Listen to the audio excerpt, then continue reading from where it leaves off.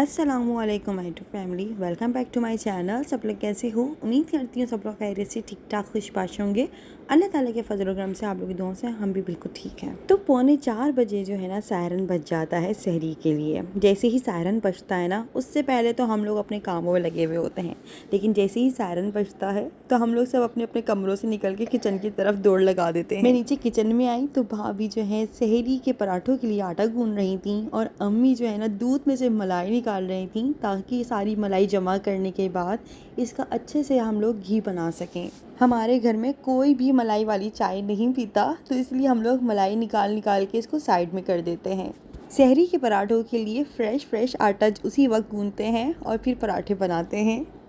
मतलब ख़ास तौर पे ये वाला काम भाभी का होता है। और यहाँ पर एक तरफ मैं आग लगा रही हूँ चूल्हे में आग चूल्हे में ही लगाई जाए तो इंसान के लिए अच्छा रहता है, दूसरे के लिए भी और अपने लिए भी। अच्छा जी, यहाँ पर हम लोगों ने दूध उबालने के लिए रख दिया है और साथ साथ में चाय का पानी भी चढ़ा देंगे। अम्मी जो है ना वो पानी वाली चाय पीती हैं और मुझे दूध पत्ती चाय पसंद है वैसे तो, लेकिन अम्मी जो करती हैं भाई ज़ाहिर अम्मी को जो पसंद है फिर वही चीज़ बन रही होती है। यहाँ तक कि इवन के हम लोग सब चीनी वाली चाय पीते हैं और अम्मी बगैर चीनी की पीती हैं, तो अम्मी की वजह से हम सब के लिए बगैर चीनी वाली चाय होती है। दैन उसके बाद हम जब दस्तरखान पे बैठते हैं तो हम लोग चीनी अपनी अपनी ऐड कर लेते हैं अपने अपने हिसाब से। यहाँ पर आटा भी गूंद चुका है और अब जो है हम लोग तवा गरम करेंगे पराठे बनाने के लिए। अंडे हम सब लोग लास्ट में जो है ना फ्राई करते हैं और बनाते हैं, इसका मतलब ये है। अच्छा जी, अम्मी जो है ना यहाँ पर प्याज और हरी मिर्च वाला अंडा खाती हैं। इसके अलावा जो है ना मुझे आजकल कुछ शौक़ बदल चुके हैं, कुछ इस तरह से कि मैं बगैर जर्दी वाला अंडा खाती हूँ। जर्दी निकाल के इसको रख देते हैं साइड में, या तो इसको फ्राई करके किसी कौवे को खिला दो, या तो किसी बच्चे को खिला दो या तो इसका कुछ भी काम कर लो, लेकिन होता कुछ यूँ है। या फिर अपने बालों में मास्क के ज़रिए उसको यूज़ कर लिया जाए, लेकिन मैं नहीं करती वाले काम, टाइम ही नहीं है मेरे पास अभी इतना ना। तो यहाँ पर जो है ना अम्मी और भाभी दोनों मिलकर सहरी बना रहे हैं। मैं भी किचन में जाके खड़ी हो रही थी तो किचन में बहुत ज़्यादा रश हो रहा था। मतलब यूँ हो रहा था कि अम्मी कही भाई साइड में हो, भाभी कभी कह रही भाई एक तरफ हो जाओ तो फिर मैंने बोला मैं एक तरफ ही हो जाती हूँ। यहाँ पर साइड में मतलब मैं काउंटर के बाहर आके किचन के बाहर आके खड़ी हो गई थी और यहाँ पर इन लोगों की वीडियो बना रही थी। यहाँ पे ये मेरी औलाद जो है ना ये भाई सारी रात जागती है, इवन कि ये बड़ा इंजॉय करती है सहरी को। और सहरी में भी जाग रहे होते, कभी इधर भाग रहे कभी उधर भाग रहे हैं। अभी ये फ्रिज के पीछे जाके जो है ना स्विच ऑफ करके आ गए हैं जनाब, और हमें पता भी नहीं है। मुझे भाभी ने कहा मुझे लग रहा है इसने फ्रिज ऑफ़ किया है, और यहाँ पर देखें फ्रिज बंद हो चुका है। फिर मैंने फ्रिज ऑन किया, मुझे बड़ा डर लगता है यार बच्चे को करंट वगैरह ना लग जाए, लेकिन मैं क्या करूँ, मेरी औलाद बड़ी शरारती हो रही है आजकल।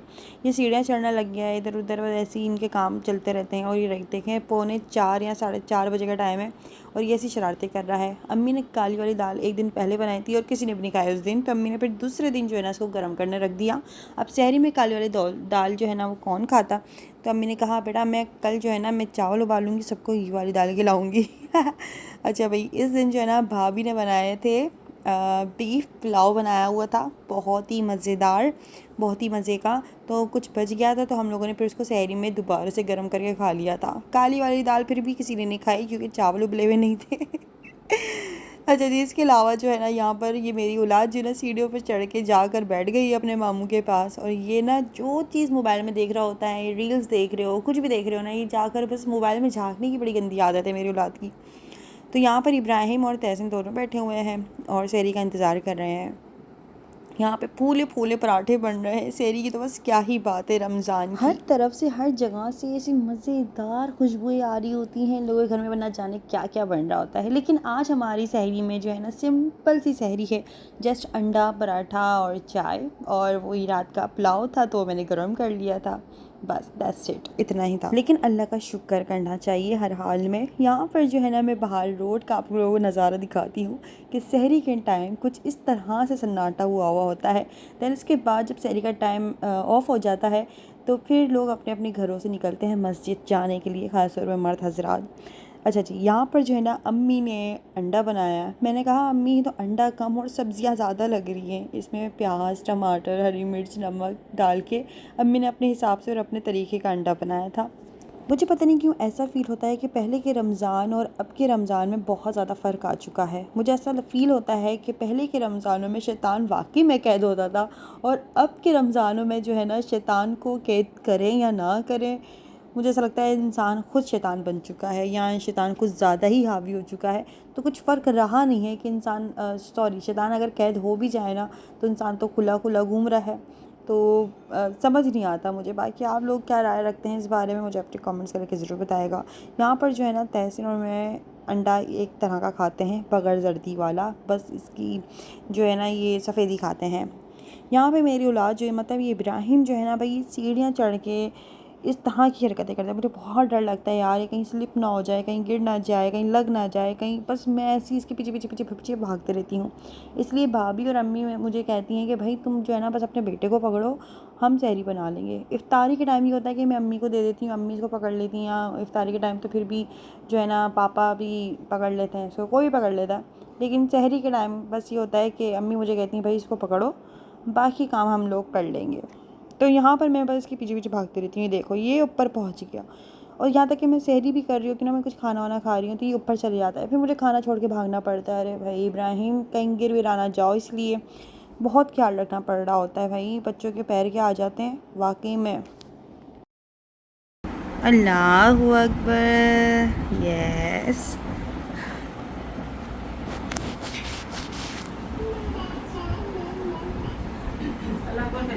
अल्लाहु अकबर, ता ता इब्राहिम, पिकाबू, पिकाबू, आई सी यू, पिकाबू,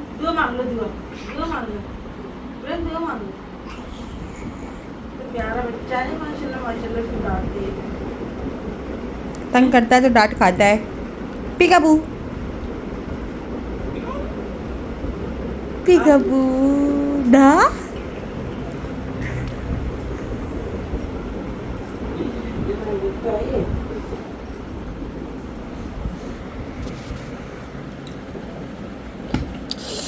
कुछ जानू जानू।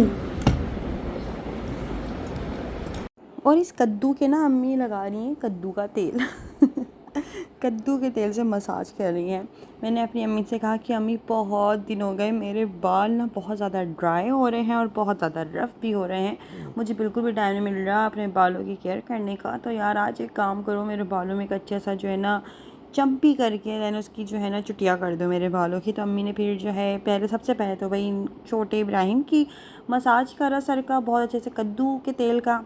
कद्दू के तेल के बड़े फ़वाइद हैं, अगर आपको नहीं पता तो जो है ना मैं बता देती हूँ। ये खुश्की नहीं करता, आपके बालों को बड़ा तरोताज़ा कर देता है, इससे बाल बहुत अच्छे हो जाते हैं। कद्दू का तेल मिलता भी बड़ा एक्सपेंसिव है। अगर आप खालिस जो है ना वो लेते हो ना कद्दू का तेल प्योर अपनी आँखों के सामने बनवाते हो, तो आपको ये थोड़ा सा एक्सपेंसिव पड़ता है बाकी तेलों के मुकाबले में, क्योंकि इसके फ़ायदे बहुत ज़्यादा हैं और ये होता भी बहुत ज़बरदस्त है। तो यहाँ पर ना मेरी अम्मी ने तकरीबन आप समझ लें आधी शीशे तो लगा ही दी होगी, और इतनी ज़बरदस्त अम्मी ने जो है ना मेरे बालों की चम्पी करी भाई, बहुत ज़बरदस्त।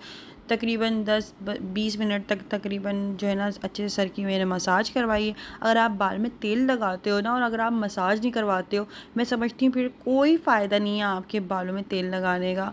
बालों में तेल लगा रहे हो तो भले ही 5 या 10 मिनट मसाज करो, लेकिन अच्छे से मसाज करो, अच्छा ज़ोर ज़ोर से नहीं, ज़्यादा कि बाल टूट जाएँ, फ़ायदा होने के बजाय आपको नुकसान होने लग जाए। फिर उसके बाद जब आप कंघी करो या कंघा करो, तो आपने ना बड़ी सॉफ्टली अपने हाथों से जो है ना कंघा करना है, क्योंकि तेल लगते ही बाल और उसकी जड़ें बड़ी नाजुक सी नरम पड़ जाती हैं, जिसकी वजह से बाल बड़े इजीली टूटना शुरू हो जाते हैं। तो आहिस्ता आहिस्ता जो बड़े बड़े उस वाला होता है ना कंघा, आपने उससे अपने बालों को सुलझाना है, जो सुलझाने वाले कंघे होते हैं। अच्छा जी, इसके बाद जो है ना यहाँ पे मैं चिल्तन प्योर का लेवेंडर एयर फ्रेशनर यहाँ पर यूज़ कर रही हूँ। ये ना बहुत ज़बरदस्त है, इसकी खुशबू, ओ माय गॉड, मतलब आप इसको जैसे ही अपने रूम में करते हो ना तो आपको बहुत ज़्यादा एक रिलैक्स फील होने लगता है। मुझे तो भाई ये स्प्रे करती हूँ ना, मुझे ऐसी नींद आने लगती है, ओहो, जैसे बड़ा सुकून मिल रहा है, दिमागी सुकून मिलने लग जाता है।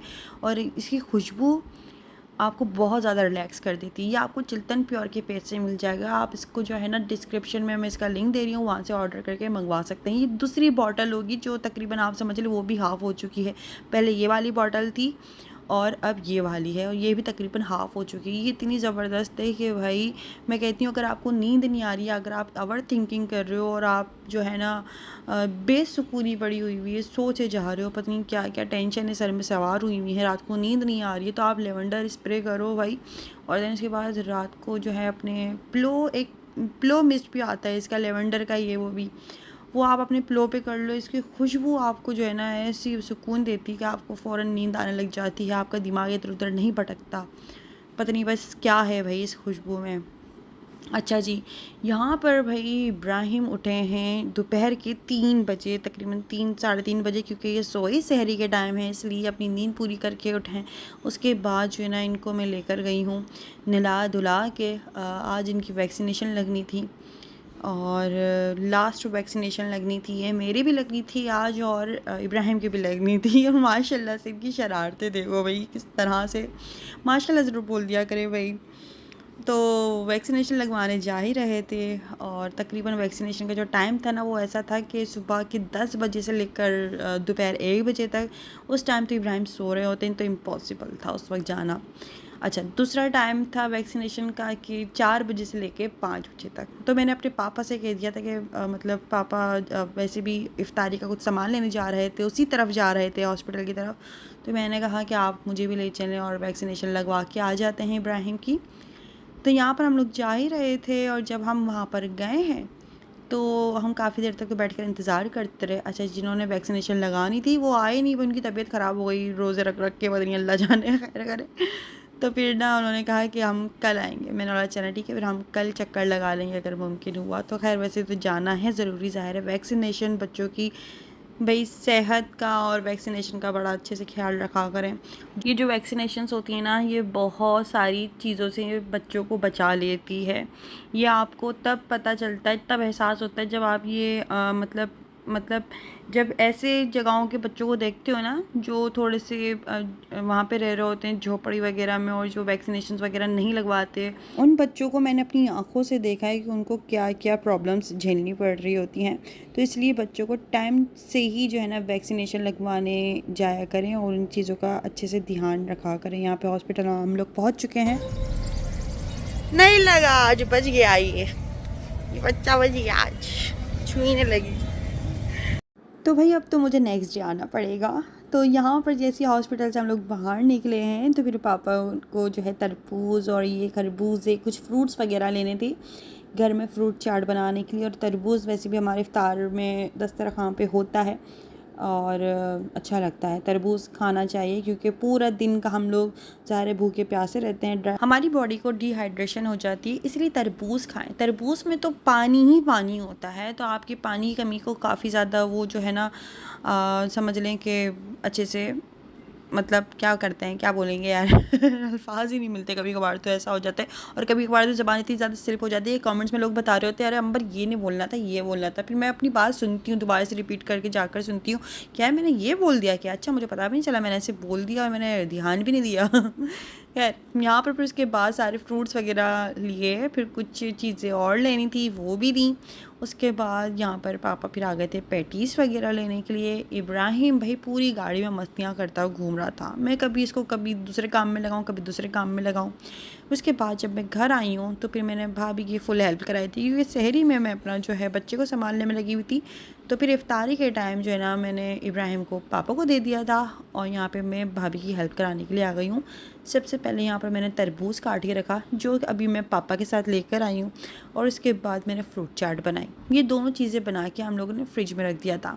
अब बेसन को घोलना, उसको बनाना और पकोड़े तो भाभी बड़े मज़ेदार बनाती हैं, तो इसलिए भाभी ही बनाएंगी पकोड़े। बाकी के जो छोटे मोटे काम है वो मैं कर लेती हूँ। बाकी मैं पूछती भी रहती हूँ कि भाई अगर कुछ बनना है तो मुझे बता दो, कोई कटिंग वटिंग करानी तो मुझे बता दो, दस्तरखान लगाना है तो मुझे बता दो, क्या क्या जाएगा वो भी मुझे बता दो। उसके अलावा जो ना दस्तरखान लगाना, उठाना, बर्तन वगैरह धोना, ये काम सारे मैं कर लेती हूँ बगैर बोले। सम टाइम ना इस तरह से मुझे फील होता है कि रमज़ान के अंदर अगर शैतान कैद हो जाता है तो फिर इंसान इतना शैतानी काम क्यों कर रहा होता है। शैतान पूरी तरह से गायब नहीं होता, लेकिन जब रमज़ान का महीना आता है तो शैतान को जंजीर में बांध दिया जाता है और इसके साथियों को भी। बल्कि शैतान का असली टारगेट होता है इंसान का नफ्स और बुरे जज्बात होते हैं।